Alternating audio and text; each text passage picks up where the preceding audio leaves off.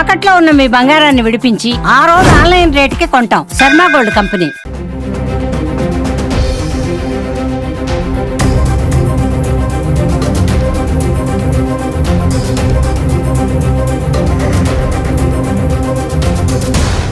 నమస్తే, welcome to Suman TV. కల్తీ పాల ఘటనలో మృతుల సంఖ్య 5కు చేరుకుంది. ఇప్పటికే పదుల సంఖ్యలో ఆసుపత్రిలో చికిత్స పొందుతున్నారు.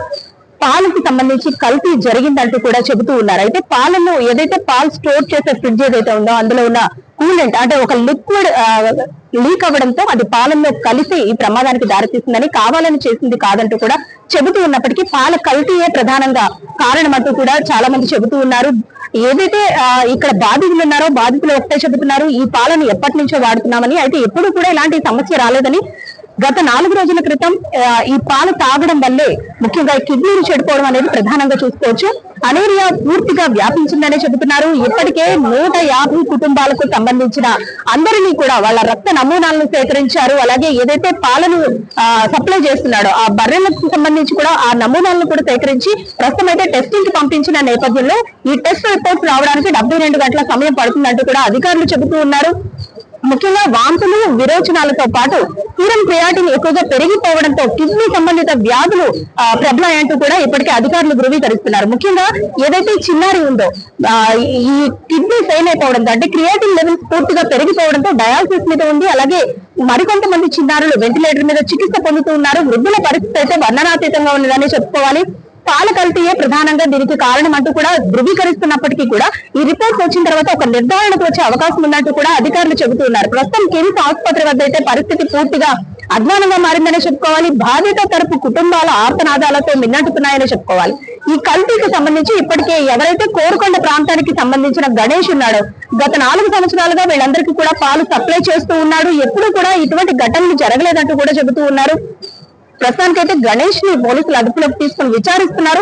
తాను కూడా ఈ పాలు తాగాలని, తనకు కూడా హెల్త్ ఇష్యూస్ వచ్చాయంటూ కూడా గణేష్ చెప్తున్నాడంటూ కూడా అధికారులు చెబుతున్నారు. మరి ఇది ఎంతవరకు నిజం అనేది మాత్రం ఇంకా పూర్తిగా క్లారిటీ అయితే రావాల్సిన పరిస్థితి ఉంది. ఇప్పటికే అధికారులు స్పందించారు. పూర్తిగా వాళ్ళ వైద్యానికి సంబంధించిన ఖర్చులకు సంబంధించి అన్ని కూడా తామే చూసుకుంటున్నామంటూ ఒక ప్రకటనలో తెలియజేశారు. అలాగే మృతుల కుటుంబాలు ఏదైతే ఉన్నాయో మృతులకు 10 లక్షల రూపాయల ఎక్స్గ్రేషియా ప్రకటించారు సీఎం చంద్రబాబు నాయుడు. ఏది ఏమైనా ఎక్స్గ్రేషియా వచ్చినా, నష్టపరిహారం అందించినా పోయిన ప్రాణం తిరిగి రాదంటూ కూడా ఇక్కడ చాలా మంది ఆవేదన వ్యక్తం చేస్తున్నారు. కల్తీ అంటే పాల ప్యాకెట్లలో కల్తీ జరుగుతుందని విన్నాం కానీ ఇలా ఇంటికి తీసుకువచ్చి స్వచ్ఛమైన పాలు అందిస్తున్నారు అనుకున్నారే తప్ప తాము తాగుతున్నది విషమని తెలియదంటూ కూడా వీడు చెబుతూ ఉన్నారు. దాదాపు Chowdeshwari Nagar, housing board colony, ఇతర ప్రాంతాల్లో ఏదైతే ఈ గణేష్ పాలు సప్లై చేస్తున్నాడో ఆ కుటుంబాల దగ్గర అందరి దగ్గర కూడా రక్త నమూనాలను సేకరించారు. నిజంగా ఈ పాలు కల్తీ జరిగిందా, పాల కల్తీ వల్లే ఈ హెల్త్ ఇష్యూస్ వచ్చాయా, మరేదైనా కారణం ఉందా అనే కోణంలో కూడా పోలీసులు అధికారులు దర్యాప్తు చేస్తున్నారు. ఇప్పటికే వైద్య బృందాలు కూడా ఆ ప్రాంతం అంతా కూడా శిబిరాలను ఏర్పాటు చేసి టెస్టింగ్ చేస్తూ ఉన్నారు. ప్రతి ఒక్కరి శాంపిల్స్ తీసుకుంటున్నారు. అనుమానిత సింటమ్స్ ఏవైతే ఉన్నాయో వీళ్ళందరినీ కూడా వాళ్ళ రక్త నమూనాలు సేకరించి పరీక్షలకైతే పంపించారు. వైజాగ్ కి ఈ టెస్ట్ రిపోర్ట్స్ వెళ్ళినట్లుగా కూడా చెబుతూ ఉన్నారు. ఈ రిపోర్ట్స్ రావడానికి ఇంకా 72 గంటల సమయం పట్టే అవకాశం ఉంది. ఆ రిపోర్ట్స్ వచ్చిన తర్వాతే ఒక క్లారిటీ వచ్చే అవకాశం అయితే పూర్తిగా కనిపిస్తుంది. ప్రాథమిక నిర్ధారణకు మాత్రం వచ్చింది ఏంటంటే పాలలో కల్తీ జరిగింది. ఏదైతే కొంతమంది చెబుతూ ఉన్నారు ఈ పాలను స్టోర్ చేసే ఫ్రిడ్జ్ ఏదైతే ఉందో ఈ ఫ్రిడ్జ్ లో ఉన్న లిక్విడ్ లీక్ అవ్వడంతో ఈ పాలను కలిసిపోవడంతోనే కల్తీ జరిగింది తప్ప కావాలని చేసింది కాదు అంటున్నారు. కానీ ఫ్రిడ్జ్ లో దాదాపు 60 లీటర్ల పాలు స్టోర్ చేశాడు. ఈ పాలు శీతలీకరించుకున్నా అంటే ఫ్రీజ్ అవ్వకుండా కేవలం లిక్విడ్ గా ఉండేందుకు ఈ ఫ్రిడ్జ్ లను వాడుతూ ఉంటారు. ఆ ఫ్రిడ్జ్ కి ప్రధానంగా ఉన్న ఆ లిక్విడే ఈ పాలను ఫ్రీజ్ అవ్వకుండా చేస్తూ ఉంటుంది. కానీ ఇది లీక్ అయ్యే ఛాన్స్ చాలా తక్కువగా ఉంటుంది.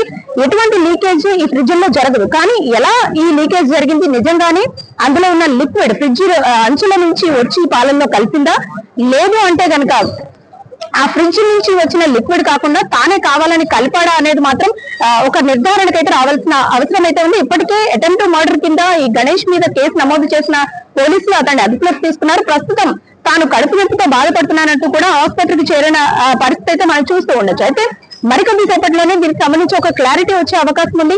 పాలు కల్తీయా, కావాలని చేసిందా, లేదంటే ఎవరైనా ఉద్దేశపూర్వకంగా ఇందులో ఏదైనా లిక్విడ్ కలిపారా, లేదంటే ఫ్రిడ్జ్ నుంచి లీక్ అయినా ఈ ఏదైతే వీళ్ళు చెబుతున్న రసాయనం ఉందో అది పాలల్లో కలిసి ఈ ఘటన జరిగిందా అనేది మాత్రం ఒక నిర్ధారణకు రావాల్సిన అవసరం ఉంది.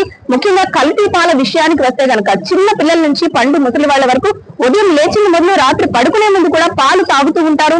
ఇప్పుడు ఈ పాలను సేవించేందుకు, నిజమైన పాలను కూడా సేవించేందుకు ప్రజలు భయపడుతున్నారంటే ఆశ్చర్యపోని అవసరం లేదు. కళ్లకు కనిపించేదంతా నిజం కాదని మరోసారి రుజువైంది. తెల్లనివన్నీ పాలు కాదు, పాల రూపంలో ఉన్న విష పదార్థాలు అని భ్రమపడే అవకాశం అయితే పూర్తిగా కనిపిస్తా ఉంది. ప్రస్తుతానికి మృతుల కుటుంబాలంతా కూడా కిమ్స్ ఆసుపత్రి దగ్గర ఉన్నారు. ఎవరైతే వెంటిలేటర్ మీద చికిత్స పొందుతున్న చిన్నారులు కానివ్వండి, లేదంటే పదుల సంఖ్యలో జాయిన్ అయిన ఈ బాధితులు ఎవరైతే ఉన్నారో వీళ్ళందరూ కూడా కిడ్నీ సంబంధిత వ్యాధితో బాధపడుతున్నారు. కేవలం ఈ రసాయనం కలిసిన పాలు తాగడం వల్లే క్రియాటిన్ లెవెల్స్ పెరిగిపోయి ఈ డయాలసిస్ స్టేజ్ కు వచ్చారట్టు కూడా చెబుతున్నారు. ముఖ్యంగా కిడ్నీ సంబంధిత వ్యాధులు ఈ రసాయనం తీసుకుంటే ఒకవేళ అన్ఎక్స్పెక్టెడ్ గా కలిసినా, లేదంటే కావాలని ఇది కలిపినా, ఈ రసాయనం మన శరీరంలోకి ప్రవేశించినప్పుడు అది కిడ్నీ సంబంధిత వ్యాధులకు దారి తీస్తుందా లేదా అనేది ఒక క్లారిటీ వస్తే గనక ఇది నిజంగా జరిగిందా, కావాలని చేశారా, అన్ఎక్స్పెక్టెడ్ గా జరిగిందా అనేది ఒక క్లారిటీ వచ్చే అవకాశం ఉంది. మరికొద్ది సేపట్లోనే ఇక్కడ వైసీపీ నేతలంతా కూడా ఈ కిమ్స్ ఆసుపత్రికి చేరుకునే అవకాశం ఉంది. దీనిపై ఒక క్లారిటీ కూడా ఇచ్చే అవకాశం ఉంది. అలాగే వైద్యులు మాత్రం ఇప్పటికే ధృవీకరిస్తున్నారు, కల్తీ పాలను తాగడం వల్లే ఈ కిడ్నీ సంబంధిత వ్యాధులు వచ్చాయంటూ కూడా చెబుతూ ఉన్నారు. అలాగే మృతుల సంఖ్య పెరిగే అవకాశం ఉందంటూ కూడా చెబుతూ ఉన్నారు. ముఖ్యంగా చిన్న పిల్లల విషయానికి వస్తే హృదయం నిజంగా కలిసి వేస్తుందనే చెప్పుకోవాలి. ఏమి తెలియని పసిపిల్లలు, పాలు తాగిన పసిపిల్లలు ఇప్పుడు వెంటిలేటర్ మీద శ్వాస తీసుకోవడం కూడా కష్టంగా మారిపోయింది. మూత్రం పూర్తిగా నిలిచిపోవడంతో పాటు వాంతులు, విరోచనాలు అధికంగా వీళ్ళను వేధిస్తున్నాయంటూ చెబుతూ ఉన్నారు. ఈ క్రియేటిన్ లెవెల్స్ పూర్తిగా పెరిగిపోవడంతోనే ఈ కిడ్నీ ఫెయిల్ అవ్వడం అయితే చూస్తూ ఉన్నాం. ప్రస్తుతానికైతే కనుక ఓ చిన్నారి డయాలసిస్ మీద ఉంది. మరి మిగిలిన వారి పరిస్థితి ఏ విధంగా ఉంటుంది, దీనికి సంబంధించి అసలు ఎలాంటి క్లారిటీ ఇస్తారు, ఈ గణేష్ ఎవరైతే ఉన్నారో దీన్ని ఏ విధంగా శిక్షిస్తారు, అలాగే ఎంతమంది కుటుంబాలను పాలను సప్లై చేస్తున్నాడు, రాజమండ్రి ప్రాంతానికి ఎక్కడెక్కడి నుంచి పాలు వస్తున్నాయి, ఎన్ని ప్రాంతాలకు వేస్తున్నారు, వాళ్ళ పరిస్థితి ఏ విధంగా అనేది కూడా ఒక నిర్ధారణకు వచ్చి వాళ్లకు కూడా టెస్ట్ చేసి ఈ పాలకు సంబంధించి ఒక క్లారిటీ ఇవ్వాల్సిన అవసరం అయితే ఎంతైనా ఉంది. కెమెరా పర్సన్ గణేష్ తో సుమన్ టీవీ, అనుశ్రీ.